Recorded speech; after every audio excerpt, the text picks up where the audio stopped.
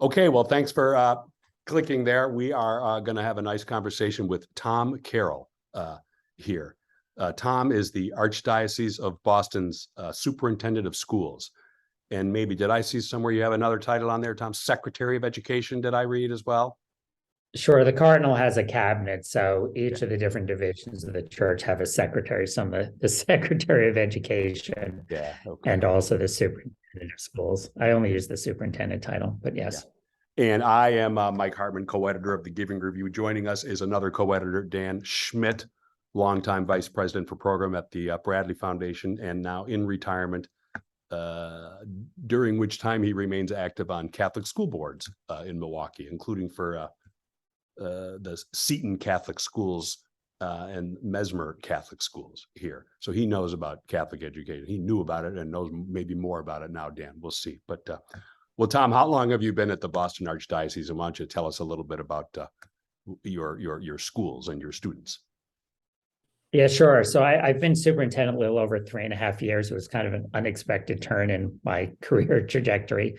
So I'm a Catholic convert. So I never went to Catholic schools. I've never been a teacher, never been a principal, never worked in a diocese. I joke if I had, I wouldn't have taken the job. But but as a result, I think I bring to the job kind of a fresh set of eyes that's different than if they hired a typical educator and see everything clearly, including all of its warts. And so we have 32,500 kids. We have about 20,000 parents. We have 3,000 teachers and 1,200 support staff. So we're one of the largest dioceses or archdioceses in the country. Obviously, LA and New York would be bigger. They have somewhere between 170 to 200 schools. We have 100 schools. The Archdiocese, if you view it as a school district, we have within us 144 public school districts, and we're the largest school district geographically in the state, second largest in terms of number of students after the Boston Public Schools. So it's a pretty big enterprise for sure. The largest project I've been involved in my life. So, but a very exciting place to be. Is the number of students increasing or decreasing? Some see Catholic education as back on its heels a little bit, and others have rebuttals to that. But just in terms of numbers, is it growing or not? Yeah. So what happened is it was kind of going down. Then COVID hit, which almost collapsed the entire Catholic Church. And then after we got through the first few months in which everybody was kind of forced to stay at home, which none of us wanted to do, the question then became, what did we do the next fall? And in the middle of July, July 15th, the teachers' unions, the three teachers' union in Massachusetts announced that they would be opening a month late, which was funny because they needed to prepare and they weren't prepared, which is kind of like for teachers to use that excuse when they're used to having students say they forgot to do the homework and they need more time, even though they've known about it for several months, was kind of ironic. And then they also said that when they started up, they would be remote. So from that moment until the middle of October, so July 15th to roughly October 15th, we gained 4,400 students. Our phone literally rang off the hook across 100 schools consistently every single day. And then the following year, we didn't know if the tide would go out because a lot of them were public school parents who didn't plan on ever paying private tuition. And instead, we got another 1,300 kids. And we're about to get new enrollment data for this year, but we're flat or slightly up for this year. So we're way above what the normal trajectory was, which is about a 4.5% to 5% decline every single year forever. So I joke I should quick change jobs because right now, everything's going great. We have more money than we've ever had. We've been more financially stable and we have record enrollment increases. But a lot of it is just the simple decision. The Cardinal and I decided we would show up to work and the other team decided they would not. And so our doors were open. Our teachers wanted to be with the kids. The parents, I joke, everybody says they want to spend more time with the family. Well, they did. And after they did, they wanted to give their kids back to us. But so I think everybody knew that the remote thing that was going on in the beginning, although we did it better and quicker and more intelligently than a lot of the district schools did, was just a suboptimal way to go. And particularly on evangelization, evangelizing the faith. It's all about personal encounter. Okay. And you have to be there and have a relationship with the person. So from a Catholic perspective, we had that additional. And so everybody wanted the kids back in the schools and the kids in. NAEP exam results, the National Assessment of Educational Progress, show that if you consider all of Catholic school kids as one state, that we outperformed all 50 states in the country and the District of Columbia. Okay. So, and I think that's one, we generally outperform everybody else. But in terms of gains and losses, the district suffered losses that were writ large were equivalent to losing an entire year of education. It's almost as if that year didn't happen.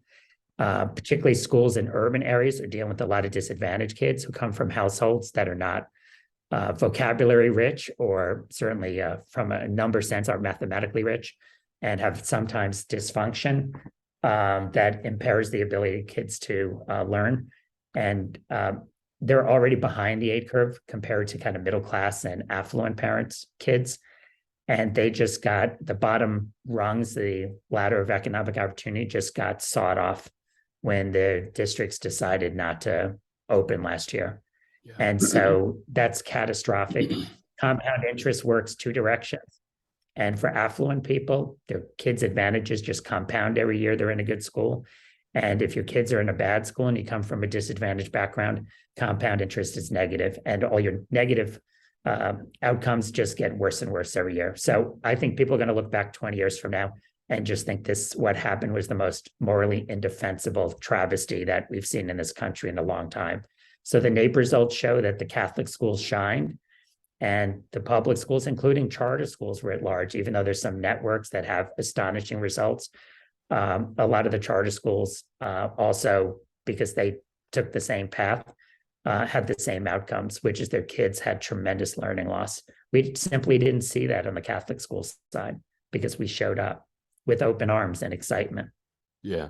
Before we talk about your previous life, just quickly, do tuition paying parents pick up the tab on all this, or how much of it is what we would call at the Giving Review philanthropic or private charitable? Yeah, so we serve in Boston, like New York, it's a big immigrant city. So we serve a lot of low income people. So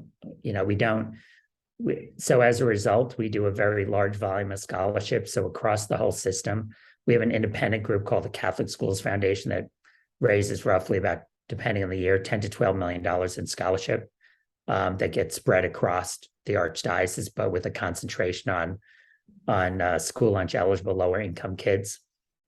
So we raise philanthropically a lot of money to make sure that kids are not prevented from showing up because of lack of resources is part of kind of our approach as Catholics, which is we're here to serve everybody, and that every child is created in the image and likeness of God.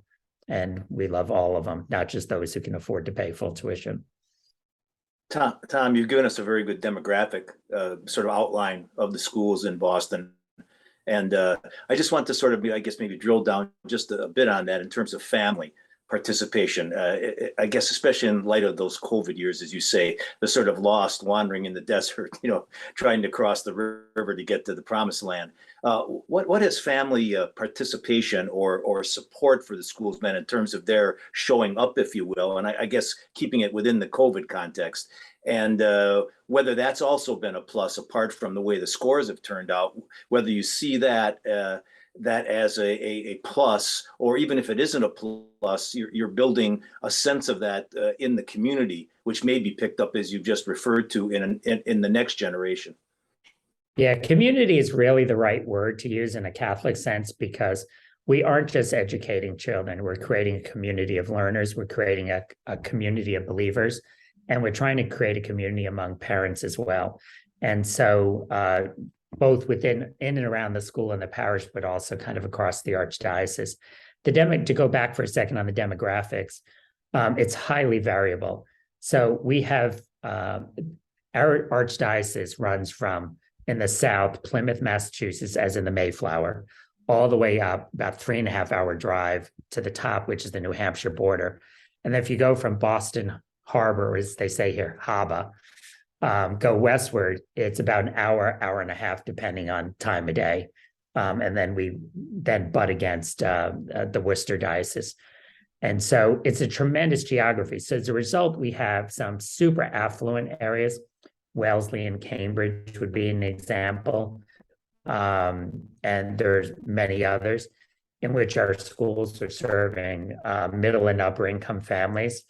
And then we have other areas that are in Revere, Everett, Dorchester, which is a part of Boston that's, although parts of it are gentrifying or kind of low income parts of Roxbury, Brockport, Lawrence, Massachusetts, which is the poorest district in the state, parts of Lowell that are extremely economically disadvantaged. And then descendants of the Mayflowers to people that just showed up 5 minutes ago as immigrants.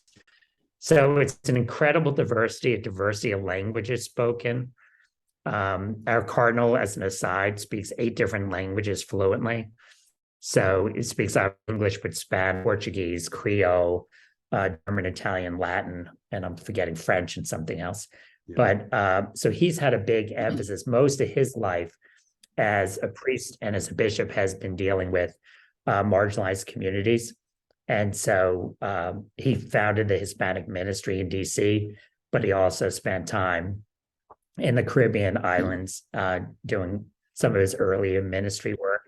So he's drawn to, and he's a Franciscan, so walks around the brown robe and the sandals. And so he has a serious commitment to the Catholic Church teaching on serving the margins to make sure that while we're serving Catholics everywhere, all across the income spectrum, that we don't lose sight of our core mission. And so that's why the scholarship fund is, a sliding scale focused on the poor, because we want to make sure that those people, for the surest ticket out of poverty into the middle class is a good, solid Catholic education, we believe.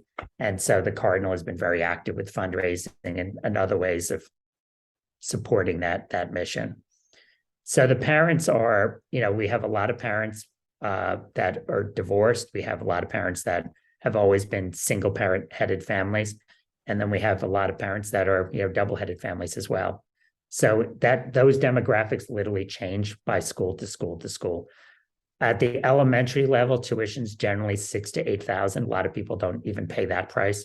At the high school level, tuition on average is just over $20,000 on average for a high school experience with all the fields and sports and chemistry labs and physics and all that kind of good stuff. Yeah. So we're in a Massachusetts context, we're spending dramatically less than what the affluent public school districts spend. Like in Wellesley, I can't imagine. It's probably $30,000, $40,000 per pupil. Yeah. So we're running it at a much lower, more modest way. But what we're selling is something that's more valuable than all the fancy buildings they have, which is eternal salvation. Yeah. Does that sell to donors? Is it easier to raise money for eternal salvation post-COVID, number one, and then number two, easier to raise money for Catholic schools than it was for aggressive education reform organizations, with which I know you also have experience? I think it's easier to raise, in the current moment, it's easier to raise money for charter schools than it is to raise money for Catholic schools. And the reason is, to be Catholic today, one requires a certain amount of bravery, given what the modern culture looks like. And people in corporate America are generally not particularly brave in terms of controversy. And every major doctrinal belief of the Catholic Church, which we might have taken for granted. I converted 20 years ago, so I haven't been at this as long as you guys. But when I converted, most of the major propositions of the Catholic Church were not particularly controversial. God created men and women, for example. You say that now, it's considered like fighting words certainly in certain parts of Cambridge, you could start a fist fight by saying that. So I think as the culture has changed, particularly on social issues, some people don't want to, as the abortion issues become much more inflamed than it used to be. There's certain companies and certain individuals that have kind of pulled back. Where in a historic sense in Boston, because it's such a Catholic town, every major company, every major individual would give, whether you're devoutly Catholic or not, you'd give money to the church because it was considered, an institution that was doing tremendous good in the community, whether you were Catholic or not. There's still a lot of that. I mean, to raise, 10 to 12 million in scholarships in a city that's not the size of New York City or LA reflects, that people here are extremely generous. But there are specific companies that no longer will give money directly to the Catholic Church. And part of the reason so many people give the money to the scholarship fund is it's independent of the Catholic Church. So that's just a reality. And there are a lot less people who are religious or affiliated with any, not just, the country's never been majority Catholic ever. So it's always been, more Protestant than Catholic. But the number of people who identify with religion or believe in God, particularly if you segment it by generation, has changed dramatically. Yeah. And so at the same time, I see this fabulous generation of priests coming up. I've met some of the most incredible missionary type young people in my travels around the country recruiting. But there also is this state of disbelief among younger people that is very troubling. And you have people that frankly are more interested in having a cat or a dog than having a child. So there's some broader cultural trends out there that I think are extremely worrisome. Yeah. But I set up a classical high school, which is a blended learning school. And we had 7 teachers for 20 kids in the first year. And out of the 7 teachers, we got 3 weddings, three engagements, a betrothal, 2 marriages, and 3 children, all in the correct sequence. So, Okay. If you hire a bunch of faithful people, they will go forth and multiply. Should Catholic schools charterize themselves, maybe selectively with wraparound, whatever? Is that a category that even exists or should? Yeah, there is. I mean, the different Seton Education Partners based out of California that Stephanie Soroki runs, who I think we're all friends with.